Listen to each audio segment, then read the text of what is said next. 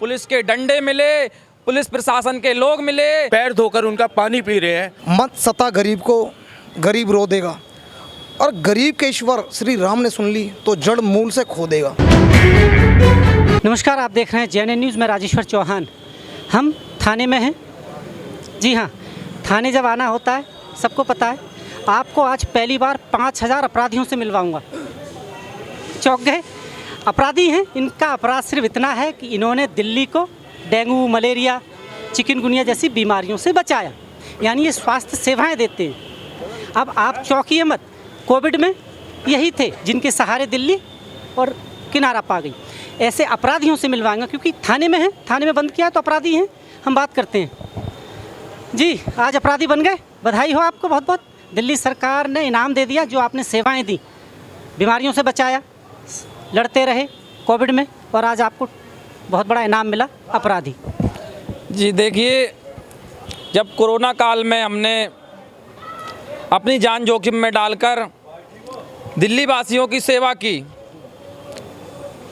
और उसके बाद हमें MCD द्वारा बड़े बड़े प्रशस्ति पत्र मिले, केवल कागज का टुकड़ा मिला, थाली भी बजी हमारे लिए, हमें मालाएं भी पहनाई गई, हमारे ऊपर फूल भी बरसाए गए, और हम पिछले 30 सालों से डेंगू, मलेरिया और चिकनगुनिया जैसी महामारी से दिल्ली वासियों को बचाने के लिए ज़मीनी स्तर पर काम कर रहे हैं। हम डेंगू के खिलाफ योद्धा भी हैं, लेकिन हमने जब अपना छोटा सा हक मांगा, हमने इकट्ठे होकर अपनी मांग उठाई और अपनी एकता के साथ हम अपनी मांगें, जब हमारी मांग पूरी नहीं हुई, उसके लिए हम मजबूरन सड़क पर बैठे और अपनी पूरी शांति व्यवस्था बनाए हुए, हम सभी पढ़े लिखे लोग हैं, ग्रेजुएट लोग हैं, दिल्ली वासियों की सेवा करते हैं, शांतिपूर्वक धरने पर बैठे हैं हम पिछले 1 महीने से। लेकिन हमें आज 32वां दिन है हड़ताल का। जब हम सुबह 9 बजे अपने धरना स्थल पर पहुँचे तो हमें वहाँ क्या मिला? पुलिस के डंडे मिले, पुलिस प्रशासन के लोग मिले, और सरकार की जो नाकामी है उसका रूप हमें देखने को मिला। आपने MCD अधिकारियों को बंदी बना लिया था क्या? तभी थाने लाए गए? क्योंकि कुछ तो किया होगा, वो बताइए। आप बता नहीं रहे हैं, असली बात हमें। थाने लाए गए तो कुछ तो अपराध किया है आपने, बिना अपराध के थाने आ गए आप। मतलब कानून नया शुरू हो गया कोई क्या भारत में? बंदी हमने नहीं बनाया, वह हमारी एकता के आगे खुद बंदी बन गए, और उनकी नाकामी आज सामने आई है कि हमारे साथियों को लगभग दिल्ली के 10 थानों में अलग अलग जगह बस में भरकर इन अधिकारियों के इशारे पर भेजा गया। आप अंदर गए, थाने में अंदर थे, पुलिस प्रशासन के लोग भी थे, उनसे कुछ बात हुई? क्या कह रहे हैं वो? दबाव था या क्या था, या राजनीति चल रही है पूरी? हमने पुलिस प्रशासन के लोगों से पूछा, हमने कहा सर आप ये बताइए हमें किस लिए यहाँ लेकर आए हो? उन्होंने कहा हमारे ऊपर से दबाव है। तो मैंने कहा संविधान की रक्षा आजकल ऊपर के दबाव के कारण होती है। संविधान जो मौलिक अधिकार थे, जो पढ़ाई करते हैं लोग, उसका कोई मायना नहीं है कुल मिला के। हमने जब उनसे पूछा कि आप हमें कुछ ऐसा नोटिस दिखाइए, आपके पास ऐसा कोई सर्कुलर है क्या, कि आप जिस सर्कुलर के तहत हम 5000 MTS साथियों को आपने धरना स्थल से उठाया, गैर कानूनी तरीके से उठाया, हम लोग लोकतांत्रिक तरीके से अपनी मांग कर रहे थे। उनके पास एक ही जवाब था कि हमारे ऊपर से दबाव है। हमें पता है आप लोगों की मांगें जायज़ हैं, लेकिन हम क्या करें, हमारे ऊपर से दबाव है, इसलिए हमें मजबूरन आपको उठाना पड़ा। हमने उनसे ये कहा कि आप हमें यहाँ उठाकर लाए हैं, अब हमारा आप ही फैसला कराएं। अब आगे का नेक्स्ट आपका क्या रहेगा? क्योंकि वो तो साम दाम दंड भेद सब अपना रही है MCD अधिकारी। आपके इकबाल राजा को भी छोड़िए, जिनके लिए आपने सालों सर्विस सेवाएं दी, आपके HOD, वो सीना चौड़ा करके कोर्ट में बोलते हैं हमें इन कर्मचारियों की ज़रूरत नहीं है क्योंकि अब ये बूढ़े हो गए हैं शायद। यही है सीधा। मैं आपकी बात का जवाब देना चाहता हूं कि हमारे ऊपर जो करीब 500 सुपरवाइजरी स्टाफ है, जिनकी तनख्वाह हर महीने की कम से कम 4 से 5 करोड़ रुपए है, हमारे ऊपर 12 एंटी मलेरिया ऑफिसर हैं जिनकी तनख्वाह करोड़ों रुपए में है। हमारे ऊपर 12 एंटोमोलॉजिस्ट हैं जिनकी तनख्वाह करोड़ों रुपए में है। हमारे ऊपर 12 DHO हैं, उनकी तनख्वाह करोड़ों रुपए में है। और हमारे ऊपर additional MHO vector borne disease 2 बैठाए हुए हैं। और हर एंटी मलेरिया ऑफिस में लगभग 10 से 20 स्टाफ है जिनकी तनख्वाह करोड़ों रुपए में है। और पूरी दिल्ली के अंदर 252 हमारे ऑफिस बने हुए हैं जिनमें हर महीने 1000 रुपये अगर आप बिजली बिल मान के चलें तो लगभग 25 लाख रुपए बिजली बिल भरती है MCD। और हमारे जो साथी पूरी साल काम करते हैं, जो दवाइयों का छिड़काव करते हैं, करोड़ों रुपए की दवाइयों का छिड़काव हो रहा है। क्या वो दवाइयाँ पानी में ऐसे ही बहाई जाती हैं? क्या जो हमारे ऊपर सुपरवाइजरी स्टाफ है उसको MCD फ्री में तनख्वाह दे रही है? जब हमारी ज़रूरत 3 महीने की है। मैं उन नेताओं से और अधिकारियों से ये सवाल पूछना चाहता हूँ जो कहते हैं बार कि आपका कहा गया है, ये कहा गया है हमसे, हाँ। कहा गया है मीटिंग के थोड़े दिन के ही है मच्छर तो। ये 3 महीने का काम है। जब हमारा 3 महीने का काम है तो आप कई करोड़ रुपए जो खर्च कर रहे हो पूरी साल इन अधिकारियों को तनख्वाह देने के लिए, तो वो आप पैसा क्या फिजूल खर्ची खर्च कर रहे हो? क्यों ना आपके खिलाफ जांच होनी चाहिए। मैं आपके चैनल के माध्यम से कहना चाहता हूँ कि इनके ऊपर जांच होनी चाहिए कि ये पैसा कहाँ यूज कर रहे हैं। जनाब एक चीज़ बताइए, आम लोगों का दबाव काम क्यों नहीं करता? ऊपर का दबाव बड़ी जल्दी काम कर जाता है। आप यकीन मानिए कई मामले ऐसे हैं, लोग साक्ष्य दे के थाने में कहते हैं सर यही है अपराधी, वो कहते हैं नहीं ये तो हो ही नहीं सकता। दबाव क्या है ये? एक कहते हैं ना, जिसकी लाठी उसकी भैंस, तो वही पॉलिसी है। जिसके पास पैसा है उसकी सुनवाई सब जगह है, जिसके पास पैसा नहीं है उसकी सुनने वाला कोई नहीं है। तो जो नारा चला था 1947 जब आज़ाद हुआ उसके बाद जी, गरीबी हटाओ, गरीबी तो नहीं हटी, गरीब जरूर हट रहे हैं। शायद आज सीधा प्लान यही हो गया, नया अध्याय जोड़ दिया कि गरीबों को कुचल दो, मार दो। आज का नारा कुछ और है। हाँ।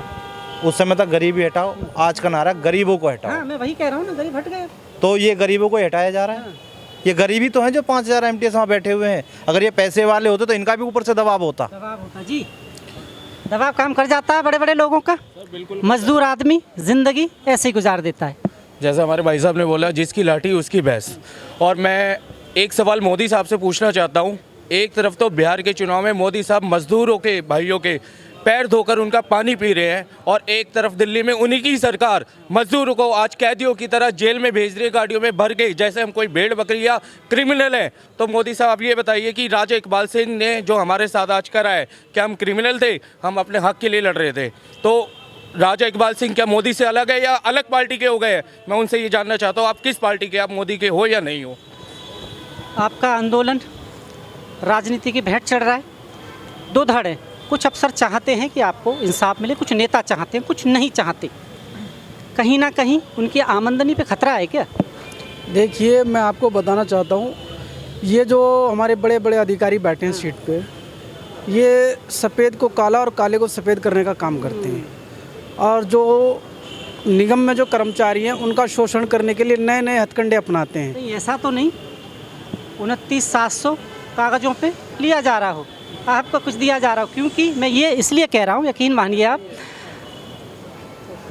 इनकी सुविधाएं जब पेपरों पे पढ़ेंगे ना क्या क्या मिलता है, आपने बहुत अमीर समझेंगे। मौखिक देखेंगे तो पता चलेगा, क्योंकि पेपर पे इनको बहुत सुविधाएं दी जा रही हैं। पर ऐसा हो सकता है कि 29,700 मिल रहे हों, पर इनके खाते में नहीं, कहीं और खाते में हो सकता है ना? ये बिल्कुल आपकी बात सही है। आप इसीलिए शायद इतनी बिल्कुल इतनी अड़चनें इसीलिए आ रही है। ये पेपरों पे शायद कागजों पे कुछ और लिखते हो और हमारे अकाउंट के अंदर सैलरी कुछ और दिखाते, पोल खुल जाएगी। जनाब, सर्विस इसीलिए चुनी थी कि एक दिन ये आपको टैग देंगे थाने बुला के कि बहुत बहुत धन्यवाद आपका कि आप आज अपराधी हैं। ये देखिए, ये तमगा देखिए हमारा, ठीक है ना। इसी तमगे के लिए हम पढ़े लिखे लोग, हमें एक आशा थी कि हम MCD में जा रहे हैं, बहुत बढ़िया डिपार्टमेंट है और हमें अच्छा मतलब वो मिलेगा, पद और नाम मिलेगा। और क्या चाहिए आपको? थाने आ गए आप, और मतलब कितना बड़ा पद चाहिए आपको, बताइए। 30 थाने बुलाना कोई मामूली बात है? थाने, हाँ ये तो है। ये लोग कर्मचारियों को देना नहीं चाह रहे। पिछले 30 साल हो गए, कितना समय चाहिए आपको? 21 साल से तो पीछे निगम में दाल में काला जरूर है। बिल्कुल, पूरी दाल ही काली है जी, पूरी दाल काली है। 21 साल से बीजेपी निगम में थी ठीक है ना, हमें 30 साल हो गए, उसने तभी भी उद्धार की नहीं सोची, हमेशा कांग्रेस पे डालते रहे जी दिल्ली गवर्नमेंट आम आदमी कांग्रेस पे, कांग्रेस बीजेपी पे ही हमेशा से। मैं पहले की बात करूं कि आम आदमी तो अभी 2.5 साल से आई है। वो भी कर सकते थे, मुख्यमंत्री उनका था, कुछ देर एमसीडी में भी रहे, उसी वक्त पास कर देते आपके ऑर्डिनेंस। तो उन्होंने हमें एमटीएस पद दिया, आम आदमी पार्टी ने 2.5 साल तक इन्होंने स्टैंडिंग ही नहीं बनने दी। ये देखिए ना, मेयर चुनाव में कितना उनको वेट करना पड़ा। एक चीज़ बताइए जनाब, किसान आंदोलन से आप वाकिफ़ हैं, बहुत बड़ा आंदोलन था और ये पूरे साल रहा। एक ऐसा आंदोलन जिससे दिल्ली बंद के रह गई थी, कहीं देखा जाए तो उस वक्त कह सकते हैं कि दिल्ली को बिल्कुल किडनैप कर लिया हो। सरकार प्रशासन नहीं हिला पाया, इनका जोर असहाय गरीब जो अपने अधिकार की लड़ाई लड़ते हैं वहीं चलता है क्या? देखो जी, ऐसा है, हम सभी दिल्ली के वासी हैं और हमने सब ने ही मोदी जी को वोट दिया है और कई बार जीते भी हैं, और इकबाल जी भी हमें जानते ही हैं खैर, और हम दिल्ली के वासी हैं, हम सब खुद सनातनी हैं, सब ज़्यादातर हिंदू धर्म से ही जुड़े हुए हैं, और ये हमें बहुत उम्मीद थी इस पार्टी से। ठीक है, मैं तुमसे एक बात कहना चाहूँगा, मत सता गरीब को, गरीब रो देगा, और गरीब के ईश्वर श्री राम ने सुन ली तो जड़ मूल से खो देगा। बस इतना कहना चाहता हूँ। पार्टी उम्मीद अब लग रही है कुछ, क्योंकि वहाँ से हटा दिया पुलिस, तो पूरी तरह आपको जकड़ा जा रहा है देखा जाए तो। उम्मीद तो आखिरी सांस तक लड़ेंगे हम, और उम्मीद पे ही दुनिया कायम है। हाँ, उम्मीद मैं है। एक छोटी सी बात कहूँगा, मैं अभी पीछे ये छठ पर्व हुआ, हमारे तो सारे पर्व काले बीते हैं पिछले 32 दिन से। तो दिल्ली सरकार ने छठ पर्व के लिए, मैंने मेट्रो में देखा था, 21,000 करोड़ का बजट दिया। देखने की जरूरत नहीं है, ये बिल्कुल क्लियर है। बड़े बड़े पोस्टर लगा रखे हैं, पर आपके पास ये 5,000 कर्मचारी पीछे 30 साल से काम कर रहा है और 32 दिनों से अपनी भूख हड़ताल, कार्मिक भूख हड़ताल हटा बैठा, उसे देने के लिए आपको 50-60 करोड़ नहीं है। इसलिए नहीं है वो, हाँ, क्योंकि नीयत नहीं है उनकी। नहीं है। अभी उन्होंने कहा कि छठ पे, भाई वहाँ तो ज़रूरी था, बिहार साधना है, इलेक्शन है बिहार में, आप क्या देंगे उन्हें? क्यों दें आपको? इलेक्शन है नहीं दिल्ली में, उपचुनाव है 3-4-5 सीटों का, अगर जीत भी जाए हार भी जाए कोई फ़र्क नहीं पड़ेगा इनको, मेयर तो इनके बनी गए ना। इनको ये पता होना चाहिए कि हम जो 5,000 कर्मचारी हैं ना, घर घर जाकर दिल्ली वासियों को सेवा देते हैं। आप हमारे काम की वाहवाही लूट सकते हैं, तो ये कर्मचारी आने वाली एमसीडी में आने वाले समय में 12 सीटों पर चुनाव है, ये कर्मचारी अपने गले में तख्तियां डालकर पूरा दिल्ली का 5,000 कर्मचारी गली गली में घूमेगा और उन जनता के लोगों से हम न्याय की मांग रखेंगे कि हम आपकी सेवा करते हैं, और इस सरकार ने हमें ये दिया कि हमें जेल के अंदर भरा, हमारे ऊपर डंडे पड़वाए। कुल मिला के डोर टू डोर आंदोलन चलाएंगे, कुल मिला के हमारा डोर टू डोर आंदोलन चलेगा। आपने लोगों की सेवा की है तो आपको अब लोगों का दिल ही जीतना है, वही आपका फैसला करेंगे। जी बिल्कुल, हम जनता को बताएंगे और सही गलत भी बताएंगे कि हमारे साथ क्या हो रहा है, और आप लोग और हम दिल्ली वासियों से यही निवेदन करेंगे, अगर इन्होंने हमारी मांगें पूरी नहीं की, कि आप ज़रूर इन 5,000 कर्मचारियों के पक्ष में सोचकर मतदान करें। जैसा कि आप देख रहे हैं, थाने में है, मैंने मिलवा दिया, अपराधी भी दिखवा दिया आपको, मासूम अपराधी हैं ये, इनका अपराध सिर्फ इतना ही है। अब मैं सीधा कहना चाहता हूँ, इस देश के सर्वे सर्वा या तो राजा इकबाल साहब सुने, सीएम साहिबा सुने, या जो भी बड़े पद पर बैठे, आप 18-19 हज़ार में मुझे घर चला के दिखाइए, तो उतने सैलरी मैं आपको दूंगा, अपनी तरफ से दे दूंगा, अगर इतने में घर चलाने में सक्षम हो गए आप 17-18 हज़ार में, जो ये लोग पिछले 30 साल से चला रहे हैं। जी हाँ, यकीन मानिए। मैं हमेशा कहता हूँ कि एमसीडी भ्रष्टाचार का घर है, तो इनके अधिकार क्यों आप खा रहे हो? आपको तो वैसे ही रेडी पटरी और लेंटर और पता नहीं कहाँ से कितना मोटा आता है। ये आंकड़े हैं मेरे पास, में हवा में बात नहीं कर रहा हूँ। अब देखना ये है कि इनके अधिकार कैसे मिलेंगे, क्या ये लड़ाई और बढ़ेगी? मेरा ही लिखा हुआ एक शेर है, उसे सुना के मैं अंत कर रहा हूँ कि मेरी खामोशी को मेरी हार मत समझना, मैं खामोश रहकर भी जीत जाता हूँ। आप देख रहे हैं JNN news, cameraman Ravi Kumar के साथ मैं राजेश्वर चौहान। धन्यवाद।